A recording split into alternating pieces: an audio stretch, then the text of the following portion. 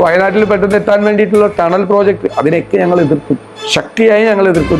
National highway പൂർത്തീകരിച്ച് ഉദ്ഘാടനം ചെയ്യാമെന്നാണ് മുഖ്യമന്ത്രി കരുതുന്നതെങ്കിൽ ഒരടി പോലും നിങ്ങൾക്ക് മുന്നോട്ട് പോകാൻ കഴിയില്ല. ഈ സമരത്തിന് ഞങ്ങൾ പിന്തുണ നൽകും. അതിന് ഐക്യദാർഢ്യം പ്രകടിപ്പിച്ചുകൊണ്ടുള്ള പരിപാടികൾ കൂടി UDF-ന്റെയും കോൺഗ്രസിന്റെയും നേതൃത്വത്തിലുണ്ടാകും. ഈ തീരദേശ ഹൈവേയിലേക്ക് പോകുന്നത് ശരിയല്ല. ഗവൺമെന്റ് ഇത് പുനഃപരിശോധിക്കണം. ഇത് പ്രായോഗികമല്ല.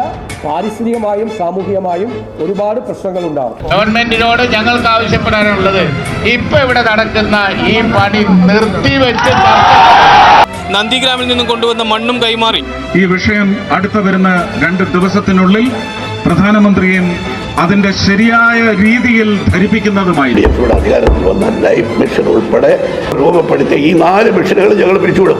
ഫോണിന്റെ ഉദ്ഘാടനവുമായിട്ടോ അതിനനുബന്ധ ചടങ്ങുകളായിട്ടോ ഒരു കാരണവശാലും പ്രതിപക്ഷം സഹകരിക്കില്ല. വരാനിരിക്കുന്ന ദിവസങ്ങളിൽ 4 അഴിമതികൾ കൂടി, പ്രധാനപ്പെട്ട 4 അഴിമതികൾ കൂടി കഴിഞ്ഞ സർക്കാരിന്റെ കാലത്ത് പുറത്തു വരാൻ പോവുകയാണ്. കേരളയിൽ സിൽവർ ലൈൻ പദ്ധതി കേരളത്തിൽ നടത്താൻ അനുവദിക്കുന്ന പ്രശ്നമില്ല.